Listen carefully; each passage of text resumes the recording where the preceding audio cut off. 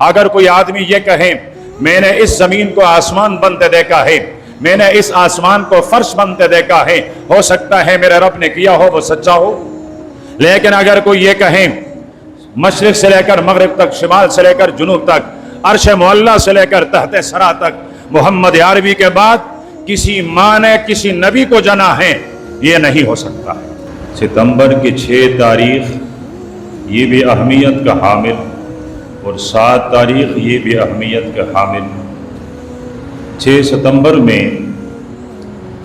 ملک کے ان بہادر جوان سپوتوں نے اپنی جانوں کی پرواہ کیے بغیر ملکی سرحدات کی حفاظت کی ہے، اپنی جوانیاں داؤ پہ لگا کر اس مملکت کی سرحدات کی حفاظت کو اپنے خون کے ذریعے اور اپنی جانوں کے ذریعے اس کو محفوظ کیا ہے۔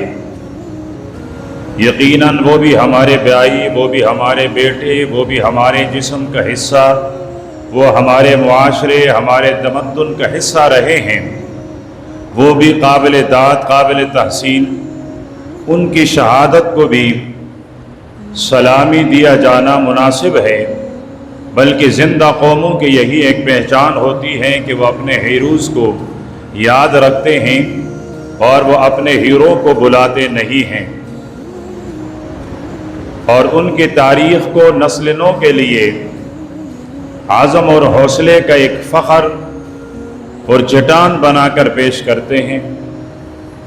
تو ہم 6 ستمبر کے شہداء کو بھی سلامی عقیدت پیش کرتے ہیں، جنہوں نے ملک کے جغرافیائی سرحدات کی حفاظت کی، اور پھر سن 74 میں 7 ستمبر کو سن 53 سے لے کر سن 74 تک جن جوانوں نے، جن بوڑھوں نے، جن علماء نے، عوام نے، مالداروں نے، غریبوں نے، کسان اور حاریوں نے، مزدوروں نے، یہاں تک کہ خواتین اور عورتوں نے آقا نامدار صلی اللہ علیہ وسلم کی ختم نبوت کے حفاظت کے لیے کہیں اپنی جانیں قربان کیے، کہیں اپنا مال نچاور کیا ہے، کہیں اپنی اولاد کی قربانیاں دی ہیں، کہیں اپنے سر کے سائے کو قربان کیا ہے، کہیں اپنے عزت اور اپنے عصمت کے محافظوں کی قربانی دی ہے،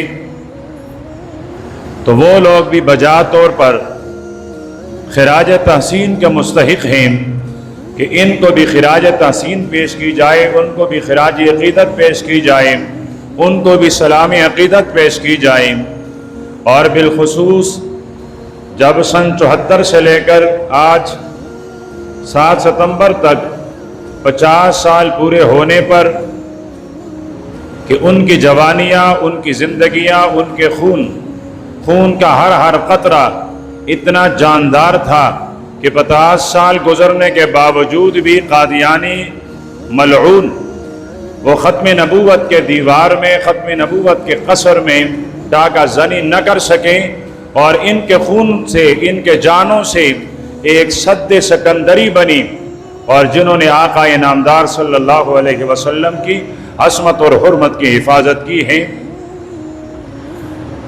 اور صرف سلامی عقیدت نہیں، ان کے جذبے، ان کی ہمت، ان کے حوصلے ہمارے لیے منزل کی طرف گامزن ہونے کے لیے رہبر ہیں، وہ ہمارے رہنما ہیں۔ ان کے وہ خون کے قطرے آج بھی ہماری ایمانی حرارت کے لیے، وہ ہماری ایمانی حلاوت کے لیے، وہ ہماری ایمانی زندگی کے لیے سنگ میل کی حیثیت رکھتے ہیں۔ تو 74 میں جنہوں نے اپنی جانوں کی قربانیاں دے کر میرے اور آپ تک ختم نبوت کا عقیدہ پہنچایا ہے، اپنے خون سے رنگین ہو کر کے، وہ بھی سلامی عقیدت کے مستحق ہیں۔ انتہائی اختصار کے ساتھ کہ آپ صلی اللہ علیہ وسلم کے بارے میں میرا اور آپ کا ایمان اور عقیدہ کیا ہے، اور اس عقیدے کے حفاظت کے لیے کن کن ہستیوں نے قربانیاں دی ہیں۔ کسی بھی مومن مسلمان کے لیے سب سے پہلے اللہ پاک کی وحدانیت پر ایمان رکھنا لازمی اور ضروری ہوتا ہے۔ اگر کوئی آدمی یہ کہے کہ میں اللہ کو بھی مانتا ہوں اور فلانے کو بھی، تو یہ مشرک کہلائے گا، یہ بے ایمان کہلائے گا، یہ دائرہ ایمان اور اسلام سے خارج کہلائے گا۔ اللہ پاک کی ذات وحدہ لا شریک ہے، نہ اس کے ذات کی طرح کسی کی ذات ہے، اور وہ اپنی صفات میں بھی یکتا ہیں، نہ ان کی صفات کی طرح کسی کی صفت ہے۔ وہ اللہ ایک ہے۔ اللہ جیسا دنیا میں، زمین میں، آسمان میں، فضا میں نہ کبھی ہوا ہے، نہ ہوا ہے، نہ کبھی ہو جائے گا۔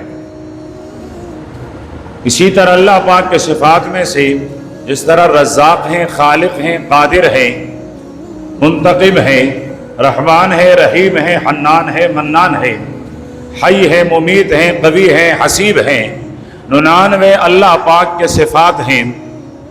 کسی بھی صفت میں کوئی انسان اللہ پاک کا ہمسر برابر نہیں ہو سکتا ہے۔ کوئی مسلمان اگر یہ کہے کہ اللہ کی طرح کوئی اور ہے تو مشرک ہوگا۔ اگر کوئی یہ کہے گا کہ اللہ کی صفات فلانے آدمی بھی ایک جیسے پائے جاتے ہیں تو تب بھی مشرک ہوگا۔ دوسرے نمبر پر مومن اور مسلمان بننے کے لیے ہم سے پہلے امتوں کے لیے اپنی انبیاء کی رسالت کو ماننا تھا۔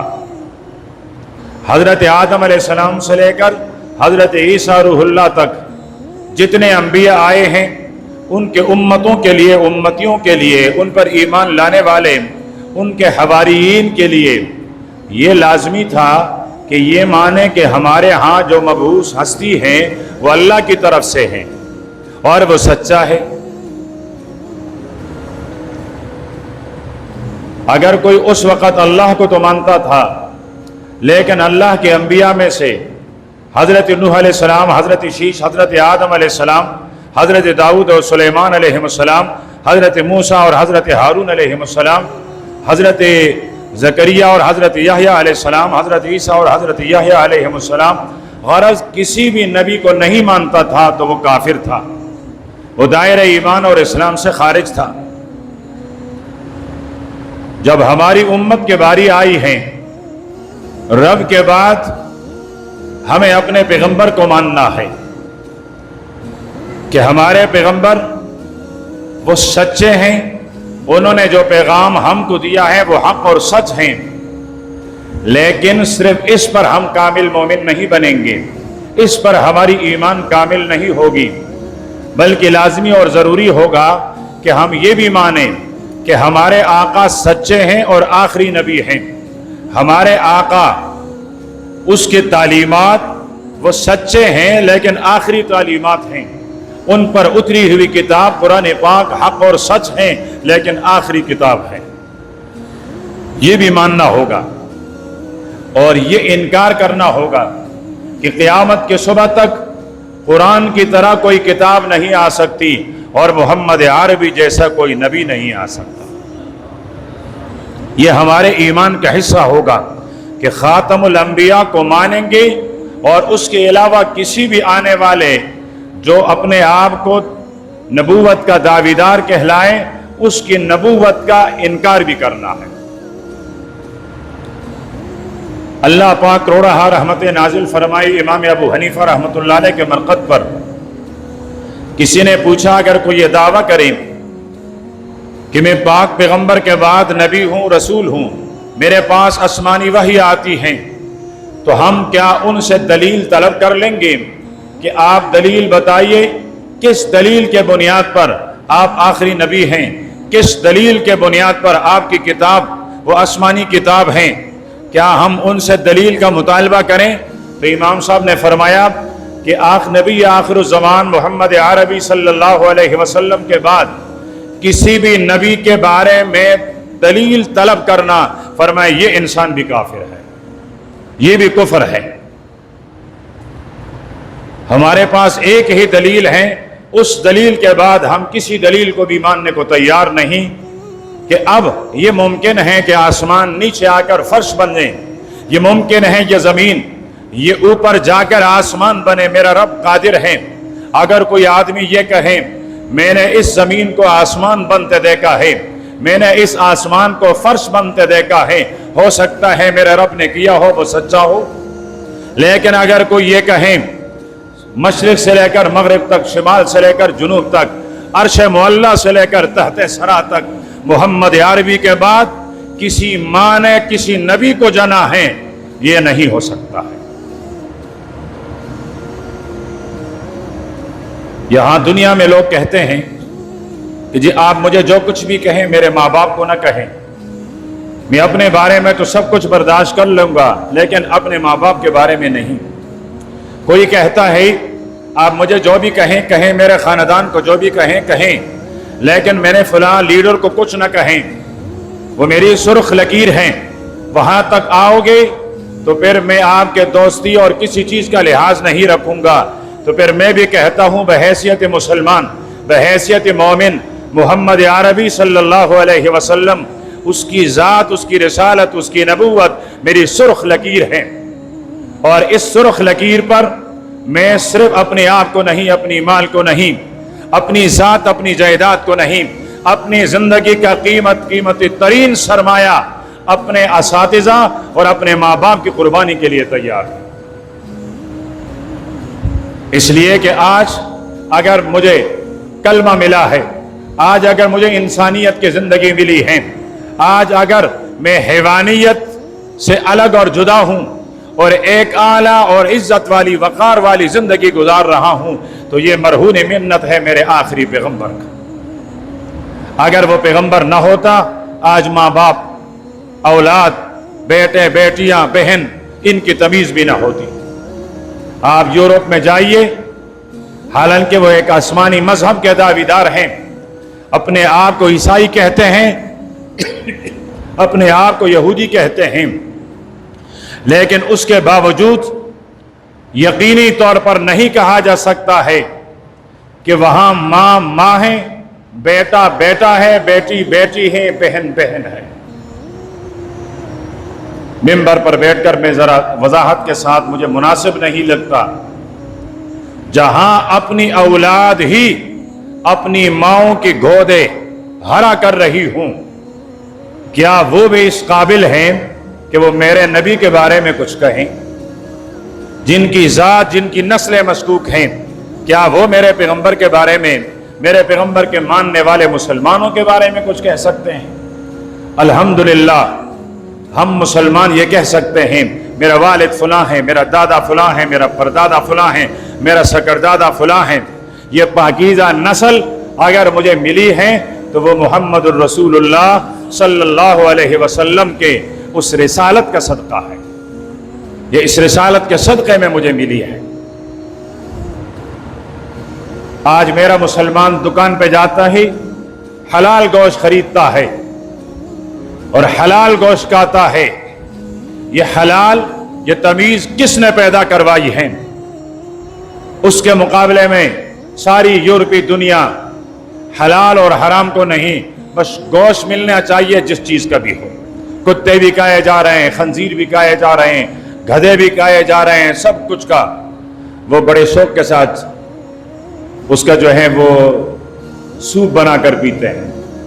اور اس کے مقابلے میں اللہ پاک نے ہمیں حلال اور حرام کا ایک پاکیزہ نظام عطا فرمایا ہے، اور یہ نظام بھی مرہون منت ہے محمد عربی صلی اللہ علیہ وسلم کا۔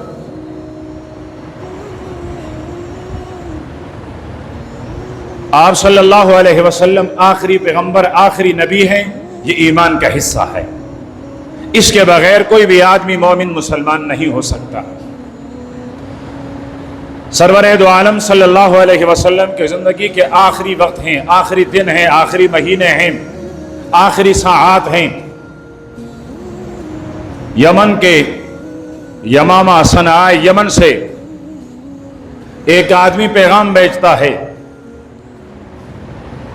کہ آپ کا دین اب عرب سے بھی نکلتا ہوا نظر آ رہا ہے، آپ کے پیروکار دن بدن بڑھ رہے ہیں، مکہ والے نے بھی آپ کا کلمہ پڑھا، مدینے والوں نے بھی آپ کا کلمہ پڑھا، طائف والوں نے بھی آپ کا کلمہ پڑھا، یہاں تک کہ اب یمامہ اور یہاں صنعاء یمن کے اندر بھی تیرے کلمے کے گونج وہ سنائی دے رہی ہیں۔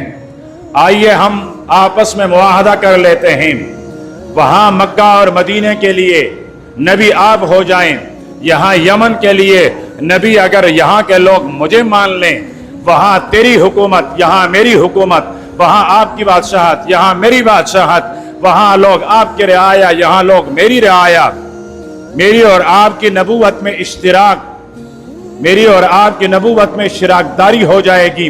وہاں کے نبی آپ ہیں، یہاں کے نبی میں۔ قاصد نے آ کر مسجد نبوی میں میرے اور آپ کے محبوب آقا کے در خدمت میں یہ بظاہر پرکشش آنے والا یہ پیغام پیش کیا ہے۔ سرور دو عالم صلی اللہ علیہ وسلم کے رخسار مبارک ویسے بھی گلاب کی طرح ہوا کرتے تھے، لیکن غصے کی وجہ سے ایسا لگا کہ گویا کہ یہ انار ہے، انار۔ آپ کے کان مبارک سرخ ہو گئے، آپ کے آنکھوں مبارک میں لال لال باریک باریک لال سرخ ڈھوریاں تھی، وہ یوں ابھر کر سامنے آنے لگی گویا کہ یہ سفید وہ لال لکیریں نہیں، ڈھوریاں نہیں، بلکہ یہ سمندر ہیں۔ صحابہ کرام سرور دو عالم صلی اللہ علیہ وسلم کے سراپا کا جائزہ لینے لگے۔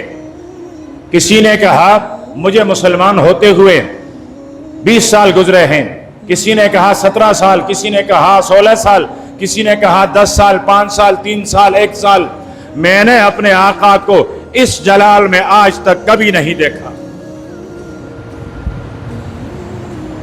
پھر تھوڑی دیر بعد اس نبی رحمت نے جو برے جہاں کے لیے رحمت للعالمین ہیں، اس رحمت للعالمین نے اپنے نبوت اور رسالت والی زبان سے ارشاد فرمایا، جاؤ یمامہ کے اس کتے سے کہہ دینا کہ میں آخری نبی ہوں، میرے بعد کوئی نبی نہیں، نہ میرے نبوت میں کسی کا اشتراک ہے، اور تم بعد میں پہنچو گے، میرا لشکر تمہارے سردار کے پاس تم سے پہلے پہنچ چکا ہوگا۔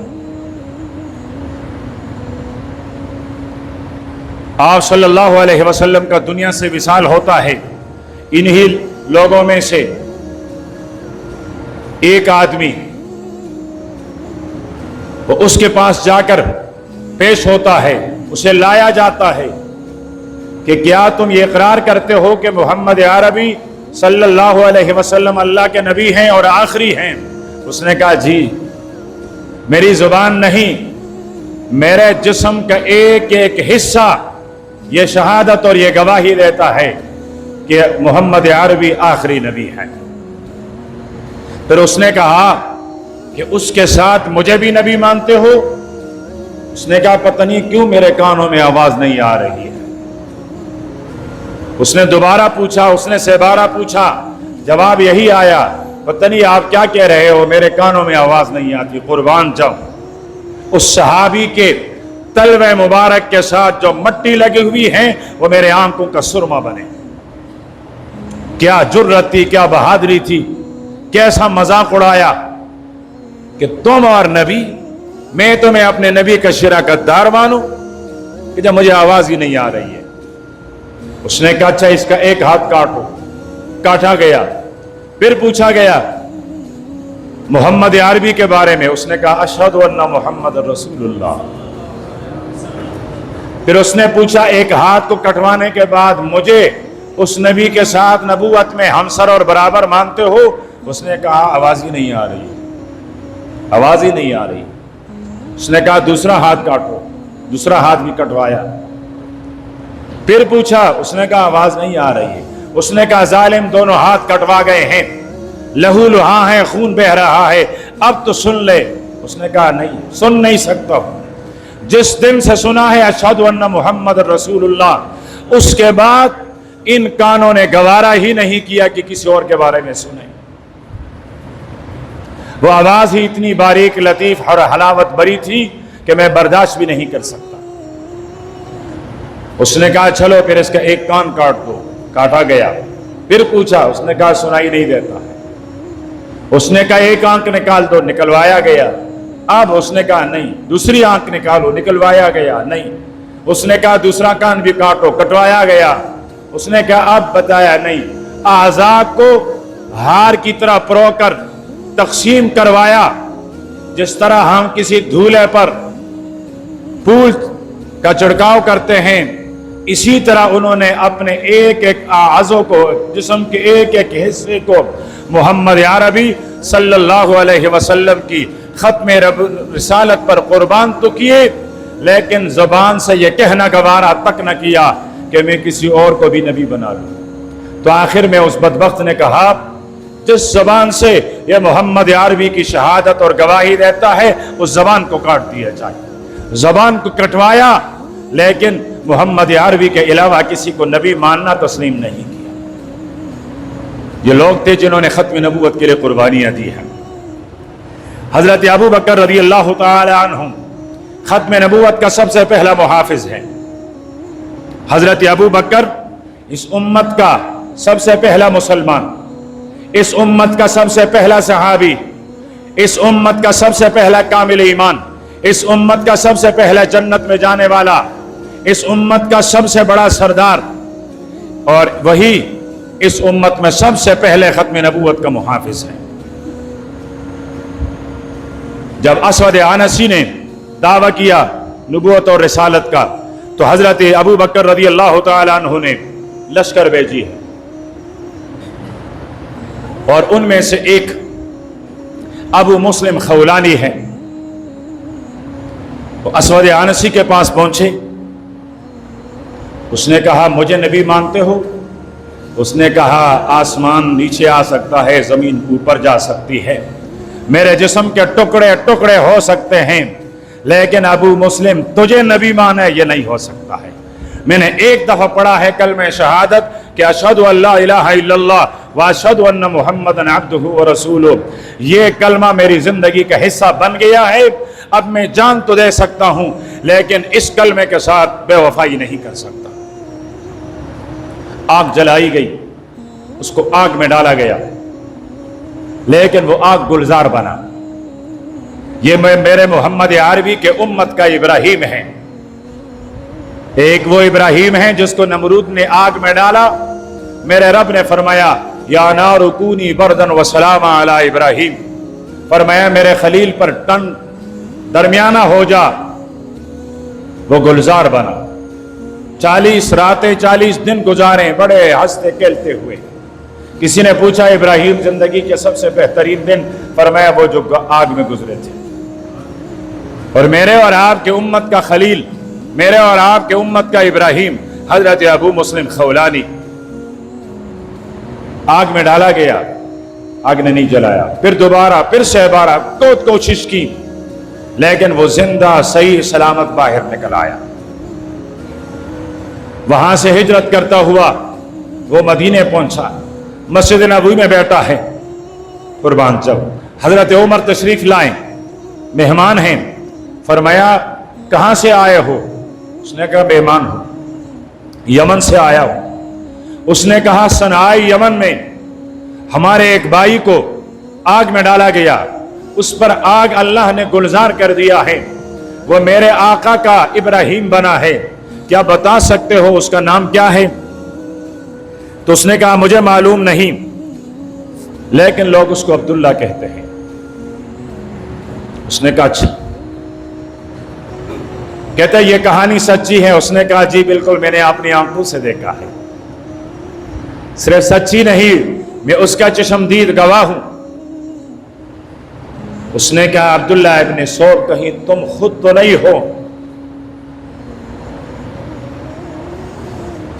جس طرح زمانے کا بچھڑا ہوا کسی سے ملتا ہے، جھپٹتے ہوئے حضرت عمر نے اس کو اپنے باہوں میں لیا، اپنے سینے سے لگایا، اس کے رخسار اور اس کے جبین کے بوسے لیے، اور فرمایا کہ میں یہ سوچ بھی نہیں سکتا تھا کہ میری آنکھ تیری دیدار کر لے گی، میں وہ خوش قسمت انسان بنوں گا کہ جس نے ختم نبوت کے حفاظت کے لیے اپنے آپ کو آگ کے حوالے کیا، میں اس آدمی سے ملاقات کر لوں گا۔ میں نے کبھی سوچا بھی نہیں تھا، یہ میری زندگی کا سب سے بہتر اور افضل ترین دن ہے۔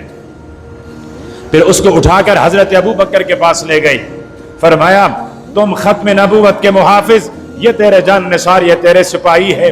فرمایا جانتے ہو یمن کے اندر جس کو آگ میں ڈالا گیا اور اللہ پاک نے آگ گلزار کر دی؟ فرمایا عمر ملاقات تو نہیں ہوئی ہے۔ فرمایا یہ ہے ابو مسلم خولانی، یہ ہے عبداللہ ابن صوب۔ فرمایا اس سے ملاقات کر کے اپنے آنکھیں ٹھنڈی کر لے، یہ ہے وہ ہستی جس پر رب نے آگ کو گلزار کر دیا۔ لوگوں نے اپنی زندگیاں قربان کی ہیں ایک نقطے پر کہ میرا محمد آخری پیغمبر ہے، اور یہاں میری اور آپ کی زندگیاں میرے آقا کے نافرمانی میں گزر رہی ہے، بغاوت میں گزر رہی ہے۔ چلو جھوٹا ہی صحیح، لیکن زبان سے یہ جھوٹا دعویٰ تو کر لیں کہ میں مومن محمد عربی کا عاشق ہوں، مجھے اپنے نبی سے محبت ہے۔ سچا نہ صحیح، عمل میں اس کا آثار نظر آنا نہ صحیح، زبان سے جھوٹا دعویٰ بھی تو کر لے۔ ہو سکتا ہے یہ نقلی دعویٰ بھی کل قیامت کے دن حشر کے میدان میں میرے اور آپ کے نجات کا سبب اور ذریعہ بن جائے۔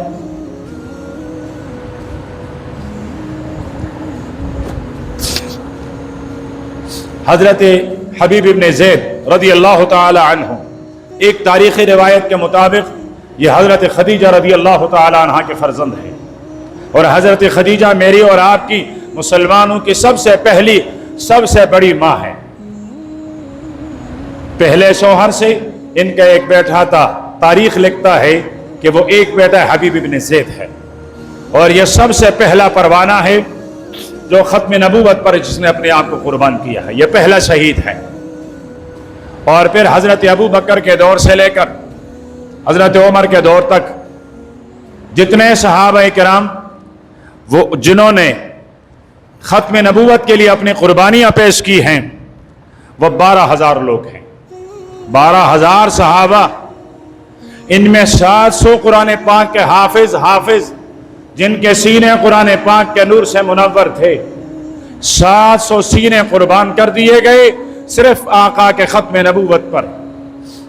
صرف یہ بھی نہیں، ان میں سے 70 وہ صحابہ ہیں جن کے لیے میرے نبی نے ارشاد فرمایا کہ اللہ پاک نے بدر والوں کی طرف جھانک کر فرمایا قد غفرت لکم اعملوا ما شئتم، آج کے بعد تمہارے جی میں جو آئے کرتے رہو، مجھ عرش پر مستوی خدا نے تمہاری تمام خطاؤں کو محو کر دیا ہے۔ یہ اصحاب بدر، 70 صحابہ کرام جنہوں نے بدر کے معرکے میں شرکت کی ہیں، وہ 70 صحابہ کرام وہ ختم نبوت کے جانثار بن کر انہوں نے شہادت اپنے نام کی ہے۔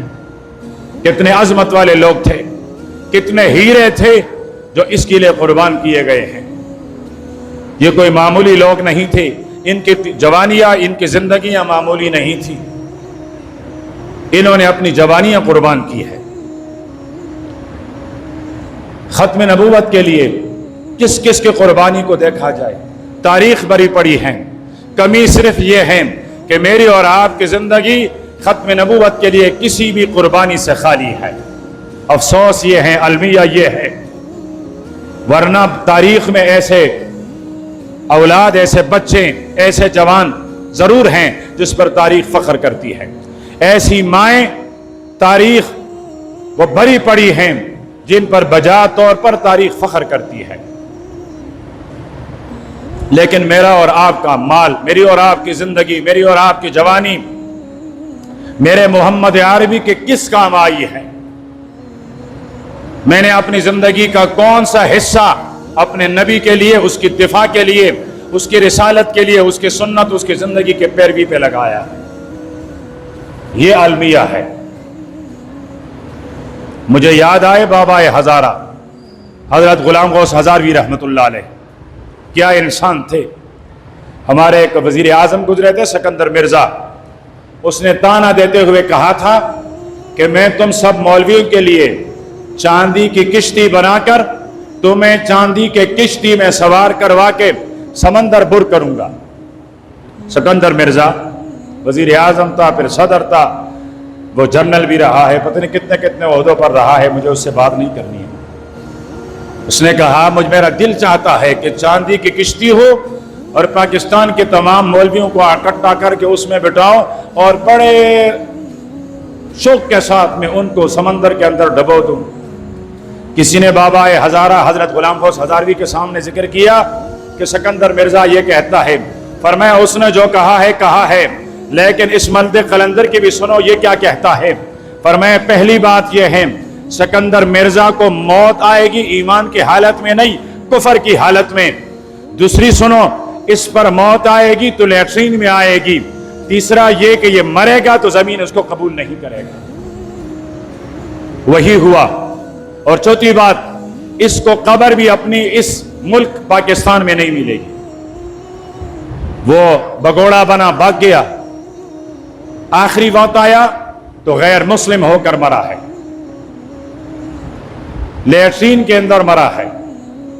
3 ममलकतों में 3 कंट्रियों में उसको जमीन में गाड़ा गया, दफन किया गया, जमीन ने ऊपर फेंका। 4 दफा उसको समंदर में मछलियों के हवाले कर दिया गया। हाय कुर्बान जाऊं हजारवी तेरी सदाकत पर, तेरी करामत पर, तेरी अजमत पर। क्या लोग थे। मैं सहाबा किराम की बातें नहीं कर रहा, मैं इस सदी की बातें कर रहा हूं। वो गुलाम गौस हजारवी अपने घर में हैं, बेटा ज़ैनुल आबिदीन बीमार हैं, जिंदगी की आखिरी सांस से ले रहा है। किसी ने आकर कहा, बाबा हमारे यहाँ बलाकोट से आगे एक जगह एक कादियानी है, कादियानियत की तबलीग करता है, लोगों को कादियानी बनाता है, आका नामदार के रिसालत का इनकार करवाते हैं, खत्म रिसालत का इनकार करवाते हैं, लोगों को बदमज़हब बनाते हैं।